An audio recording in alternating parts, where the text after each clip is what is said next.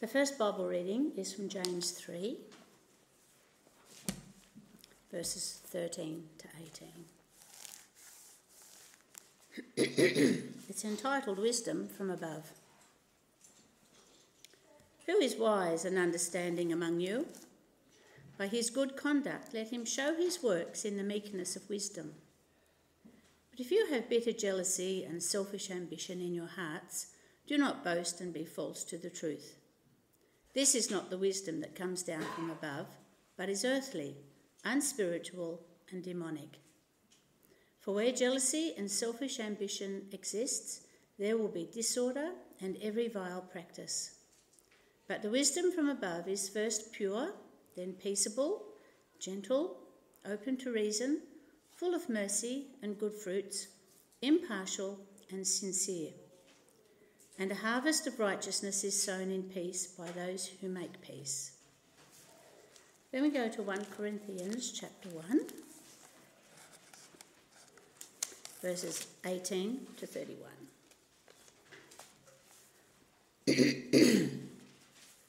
And that's entitled Christ the Wisdom and Power of God. For the word of the cross is folly to those who are perishing, but to us who are being saved it is the power of God. For it is written, I will destroy the wisdom of the wise, and the discernment of the discerning I will thwart. Where is the one who is wise? Where is the scribe? Where is the debater of this age? Has not God made foolish the wisdom of the world? For since, in the wisdom of God, the world did not know God through wisdom, it pleased God through the folly of what we preach to save those who believe. For Jews demand signs and Greeks seek wisdom, but we preach Christ crucified, a stumbling block to Jews and folly to Gentiles, but to those who are called, both Jews and Greeks, Christ the power of God and the wisdom of God. For the foolishness of God is wiser than men, and the weakness of God is stronger than men. For consider your calling, brothers. Not many of you are wise according to worldly standards. Not many are powerful. Not many were of noble birth. But God chose what is foolish in the world to shame the wise. God chose what is weak in the world to shame the strong. God chose what is low and despised in the world, even things that are not, to bring to nothing things that are, so that no human being might boast in the presence of God. And because of him, you are in Christ Jesus, who became to us wisdom from God, righteousness and sanctification and redemption, so that, as it is written, let the one who boast in the Lord.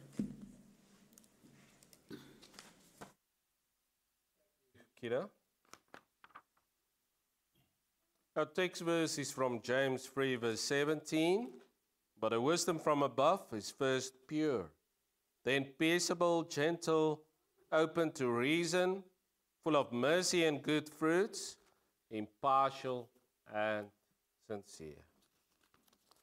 Topic, wisdom from above.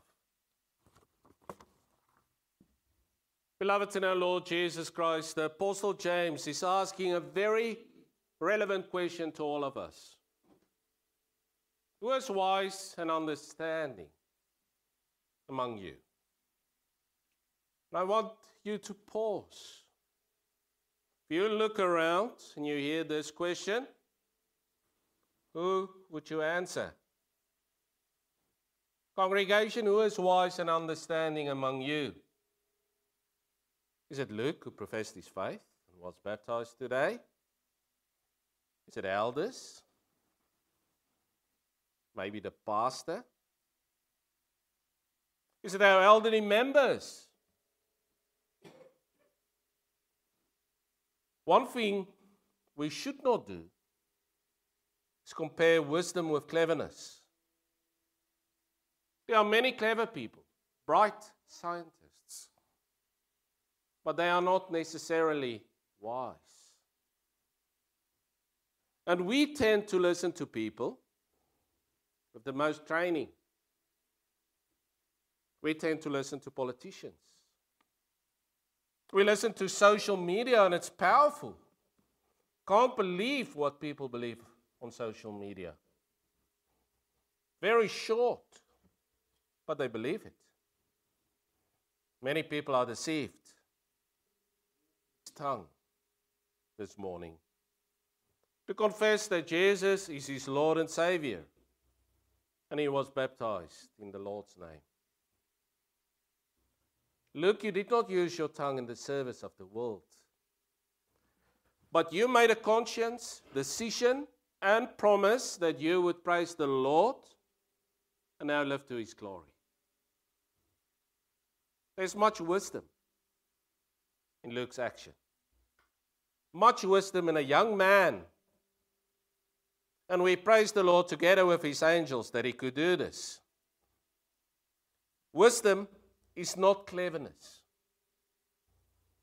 Wisdom is not earthly knowledge. Wisdom is something else. Wisdom, and that's from the Bible, comes from the Lord, because the Lord is wisdom, and to live in his fear. And that fear is not to be afraid of him. It means to live in all reverence to him. To acknowledge him as the one Lord God. And so the Bible tells us wisdom is a path you walk on. Psalm 1. It's a way of pleasantness, a cause of peace.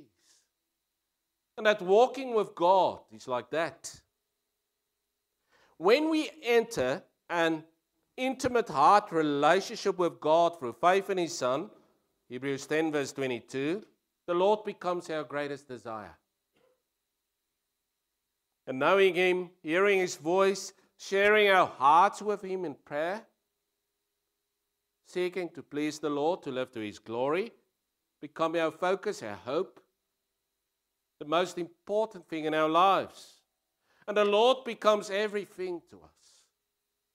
And we live to our fellowship with the Lord. That's wisdom. And to follow its way, the way of wisdom and the way of God. So James, and the Apostle James, the brother of Jesus, but the servant of Jesus as well, is teaching about wisdom. And he continues to tell us how to use our tongues. That agent of destruction, rather in the Lord's service. We heard last week how we asked in verses 11 and 12, does the spring pour forth from the same opening both fresh and salt water? Can a fig tree, my brothers, bear olives, or a grapevine produce figs? Neither can a salt pond yield fresh water. And he told us about the tongue's tremendous power. So much that it can perplex your mind. Also, it can break your heart. For example, when your sweetheart breaks up, it can even kill you. That's the power of the tongue. It can give life, it can give encouragement, it motivates, it helps you reach your goal. These are two opposite and contradictory results, both influenced by the tongue, the spoken word, and it's possible to transform the entire mind of an individual. With the tongue we worship the Lord. We worship the Lord, we confess his name, but we also curse with the tongue. And we lie to people made in the image and likeness of God. There's so much wisdom to confess the Lord. It just makes so much sense. But what James is teaching us this morning is that wisdom has to be shown. Verse 13. By his good conduct, let him show his works in the meekness of wisdom. Look, you confessed it now, but now you have to show the meekness of wisdom, the wisdom of your actions. And wisdom is in the way of our actions. It has to be shown. There has to be fruit, like faith has to have fruit. And James says, it's the meekness of wisdom. We have to be meek. That's wise. Meekness, or being humble, should not be confused with weakness. But it's wisdom according to James. Moses was the meekest man on earth. Numbers 12 verse 3. But he was a hero of faith who acted in strength and led the people of Israel out of Egypt. Jesus himself was meek. Was a servant of Isaiah 53 verse 4 to 9. He was willing to act as the one to be humiliated, willing to be born as a baby, died for our sins to reconcile us with God. And Jesus then connected humbleness and gentleness when he said of himself, "Take my yoke upon you and learn from me, for I am gentle and lowly in heart, and you will find rest for your souls." Lowly in heart can also be translated as humble or meek. We are wise if we are meek, humble, gentle. Why? The meek looks at his or her own heart. See the corruption lies hidden there. The impure motives, the evil ambitions. He sees the depravity of his own heart. And then he looks to Jesus in faith. I want to be saved, Lord. There's only one way. That's in our knees. So that he or she can be sanctified and grow in Jesus. And only in Jesus we can be humble and gentle. Jesus is true wisdom. And it's wisdom to confess his name. Much wisdom. You will live in all eternity. So James is teaching about true wisdom and false wisdom. And he tells us it should be measured by the fruit we bring forth. The fruit of false wisdom is bitter jealousy and selfish ambition. It's driven by narcissism, where the own self dominates everything. Where people think, what can I gain from this? What can I achieve? And the I is very much present. And therefore it boasts about achievements and it acts in jealousy. James tells us that's not the wisdom that we should desire. That's worldly. Where the human being is the center and Alpha and Omega. The source is the world. And ultimately, the devil. Comes from Genesis 3. You can be like God, the devil said to Eve. So James called wisdom of the world earthly, unspiritual, and demonic.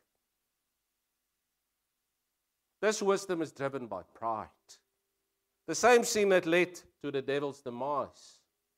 And pride is one of the most revolting sins, yet we call it different names to make it more acceptable. We call it self-reliance, independence. But pride, like the tongue, is the killer of many relationships. Through pride, I don't want to make peace, because then I have to admit that I bear some guilt. Through pride, I don't want to be the first to apologize, to save a relationship. We've heard it so many times. When people ultimately make peace, they say, yes, I will forgive you, but I will never forget. Through pride, we don't attend church services. Because we say, although the word of the Lord says different, I can serve the Lord on my own. So there's wisdom of the world and wisdom of God. What do you acquire? Who is wise and understanding among you? Who will choose right? If you seek the wisdom of the world, you can see the fruit it produces. And it doesn't look that good nowadays. War on war. Politicians can't bring peace. This fruit of the world can never bring peace. The wisdom of the world will never be enough. There will always be something missing. That hole in your heart will never be filled. But there's something better that the Lord gives, the Lord offers. The wisdom of God. And you will also see its fruit. Peaceable, gentle, open to reason, full of mercy and good fruit, impartial, sincere. These are all qualities of our Lord Jesus Christ. And wisdom's fruit can also be seen and is in stark contrast to worldly wisdom. So what makes the fruit of wisdom so different? Worldly, wisdom from God. It must be the source. The one is from God, and the other is from the world. One comes from heaven, the one from the earth. One is spiritual, one is demonic. And then the Apostle Paul taught in a similar way. Why the wisdom of God is more desirable. And like James, he also asked in verse 13 a similar question. Where's the one who is wise? Same question. Where's the scribe? Where's the debater of this age? Has not God made foolish the wisdom of the world? And he tells us that humans value learning and knowledge, but God's message of grace does not depend on human approval. People cannot know God through their intelligence and earthly wisdom, nor can they save themselves by means of their own knowledge. Instead, God decided to save people who believe the gospel of Jesus crucified. And that's God's wisdom. It comes from above. Same gospel, same message. The crucified Christ may look weak and foolish in the eyes of the world, but that's the power and the wisdom of God. And God's foolishness is wiser than human's wisdom, and God's weakness is stronger than human strength. We were saved by the death of Christ. And our sins were nailed to the cross. And in God's wisdom, He wanted to save you and me in such a way. And we must realize what God has done in bringing us out of the darkness and save us into the light of a new life in Him. He gave His Son to die on the cross of sorrows. That was Jesus' weakness and meekness. When He became human for our sake, to die for our sins on that terrible cross, but that was more than human wisdom. Our sins were nailed with Him on the cross of sorrows. What a wise. Christians are people whose masks have been torn off by the Word of God. For our young people, if you've ever seen The Matrix, if you drink a certain pill, you will see. You will understand. You want to see that the Matrix is just a mask. That's what God has done. Our masks have been torn off by the Word of God. We came to know misery. We have seen the truth about ourselves, that we are sinners. Can't be saved through ourselves. And when we are found in Christ, we want to live for Christ. We have been washed and sanctified in God's name. And once you have been found in Jesus, with God's wisdom, you gain His wisdom. Proverbs 3, the wisest man in the Old Testament, King Solomon, who asked the Lord, when the Lord asked him what He can give him, He asked for wisdom. He said in verse 13 in Proverbs 3, blessed is the one who finds wisdom. Blessed is the one who finds Jesus, God's wisdom. Blessed is the one who walks in a narrow path, the way of wisdom. And if you walk in wisdom and find wisdom, the profit will be better than silver, better than gold. So the ultimate question, do you desire this wisdom? Do you desire to live in all eternity? Do you desire to be saved from your sins? Luke desired this wisdom. That's why he confessed with all his heart, I do. I want to follow Christ, and Jesus is my Lord and Redeemer. Therefore, we must acknowledge that this is now the truth about us when we believe in Him. This is God's wisdom. We are no longer children of darkness. We can no longer live as we once did in the darkness of our sins. We must now live as people whose lives have been transformed by Christ, who now belong to a new realm of righteousness and grace in the light of Christ. And we should become more like Jesus. Lay down the works of darkness. But how? How should we do this? Apostle James says, a harvest of righteousness is sown in peace by those who make peace. Peacemakers. We should become peacemakers. And the fruit of God's wisdom in us through Jesus produces fruit in our lives as we live in the light of God's wisdom and we become peacemakers. As our Lord Jesus was a peacemaker. By doing this, by becoming a peacemaker, we proclaim the gospel. And the harvest and fruit of our lives become so appealing that others are attracted to the gospel as well. And then James comes back to the tongue. In Christ, our tongues are not a fire of destruction anymore. A fire of hell, James 3 verse 6. But a fire comes now from a different place. It comes from Jesus and His Spirit. And therefore, a different speech is produced which testifies as confesses Christ who wants to live Christ. This fire, the same wisdom, comes from heaven, comes from the Holy Spirit. It becomes the language we speak, the way we act, and the more we grow in wisdom, the more we become like Christ. And these are the tongues that the Lord wants to use in His kingdom. And our tongues can't be silent anymore. We are instructed to glorify God, to confess His name, to proclaim the gospel. I want to conclude. We rejoice that Luke found this wisdom in Jesus. That Luke confessed His name, was received in His name.